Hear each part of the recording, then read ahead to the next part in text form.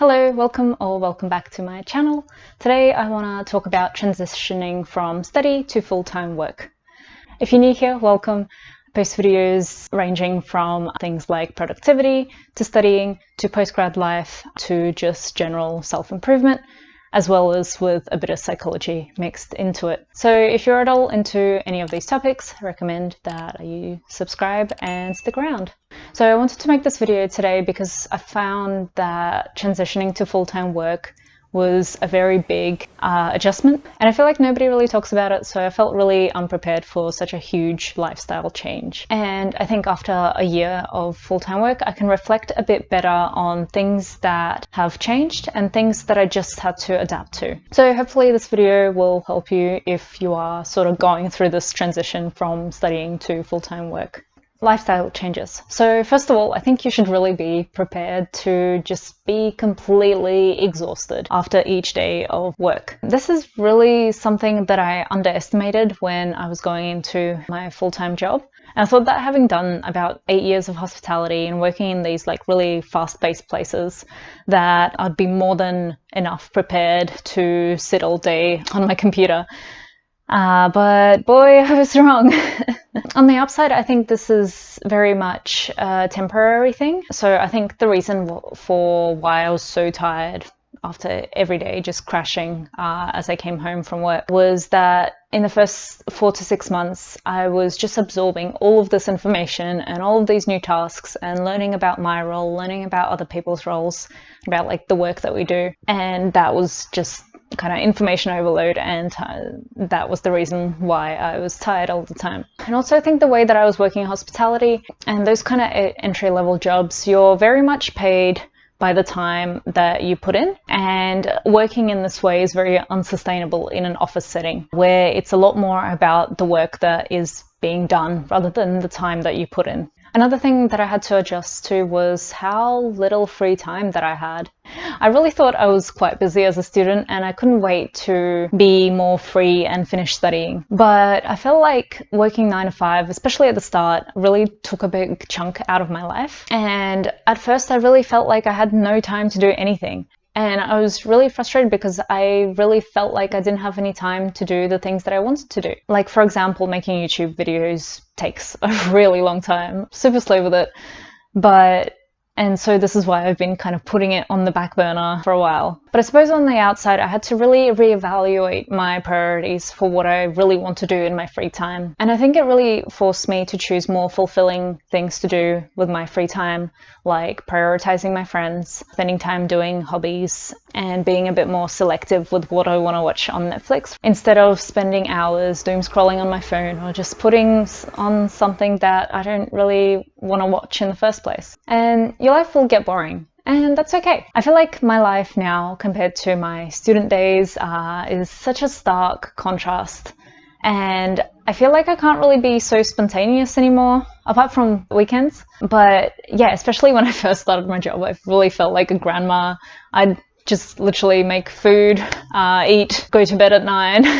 And part of that is probably due to that initial exhaustion at the start. And then eventually it got a bit better with me kind of figuring out how to spend my time and how to like book more exciting things into my life. But I feel like compared to my student days, I am a lot more into a routine and quite set almost in my ways, which I think is quite inevitable when you do have a stable job and you have to wake up at a certain time and you finish work at a certain time. And it might seem a bit boring, but I think that's okay. It's like that kind of stability is quite good. And you will still find that evenings and weekends and the odd public holiday or so, still plenty of time to do fun and exciting things. You might miss your old life. I certainly missed my carefree student days a bit, especially like being able to set my own schedule and not having adhere to like regular work hours and being more spontaneous and just, I don't know, like finishing study whenever I feel like it and then just going off to do my own thing. But that being said, the stability and being able to get paid for taking time off and not having to worry about anything after 5 is definitely something new that I enjoy about having a job. So I suppose I definitely gained an appreciation for my student life, even though I was quite stressed about schoolwork and worrying about money wasn't fun, and I was really looking forward to finishing my degree. It was still a very nice and unique moment in my life, and there were parts of it that I'll definitely miss going forward, but of course plenty of parts that I won't. As I sort of alluded earlier, having a full-time office job is a lot different to any of your kind of student, part-time, casual, kind of hospitality, retail type jobs. One thing that really surprised me is that now it's not really about the time that I put in, but rather than the output. I do understand like that some office jobs might be a bit different in this regard, but I think that when you work on an hourly rate dictated by shifts, it is a lot different to when you're working on a salary. Like for example, most of the restaurants I worked at, I had to find something to clean or pretend to clean if there wasn't any customers or anything else to do. So like I really couldn't just stand around and support the bench, as they called it. Otherwise, I'd be just sent home. And I think in that environment, my time was a lot more managed, whereas at my current job, it's not at all. In fact, I even get asked what I plan on doing in each day. And like, again, this varies by the kind of office culture in the place where you work at. But for me, they really don't care about me spending every minute of my day working on something. As long as I get the things that I needed to be done, I'm on top of my responsibilities, and I am kind of supporting my team in the role that I'm doing, then that's kind of all that's needed. And I also learned that there are some unspoken office rules that people don't really talk about, and it's something that you get to learn whilst you're on the job. And I think that this is really like the stuff that school doesn't prepare you for.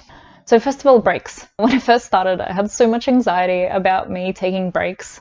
As my previous jobs, I had very strict limitation on when and for how long I can take a break for. And my current job, which is quite standard for office work, I have about half an hour for lunch, and I can decide when to take lunch, if at all. And as I learned, it's not a very strict time limit either. I can take a little bit longer if I need to. I can take a bit shorter if I need to. Some days I'll skip lunch or have lunch at my desk and just keep working. And also it's a lot more flexible when taking other breaks, like to go to the toilet, refill your coffee, or just a quick walk. And this freedom for me is quite amazing, and I'm quite thankful that I don't work in a place that it like really micromanages me, but I still feel so guilty and anxious because there hasn't really been a straight answer for how much break I am actually allowed, like what is the limit. So I suppose I'm still kind of learning how to manage my time at work a bit better.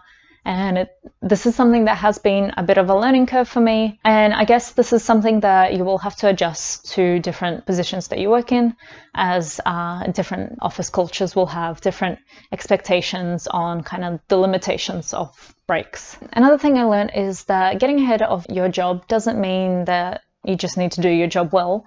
Oftentimes it just comes down to having a good attitude, being interested, present, and showing up on time. And if you're a perfectionist like me and worry constantly about doing a good job, then you'll be relieved to hear that you don't have to be perfect at work. As long as you have a good attitude, you show up, and you appear to be open to learn and improve yourself at work, then that matters a lot more than doing a perfect job every time. I've been pleasantly surprised to hear good feedback for just showing up to optional meetings and simply being on time and willing to take on a task. And I think like this is what is helping me be good at my job and really ease my anxiety of being good enough at my job, because those other attributes that I've just mentioned really make up for the lack of skill that you might have starting out. And this last thing is something that I feel like school definitely didn't prepare me for, and that is work etiquette. And by this I mean kind of internal, external emails, calls,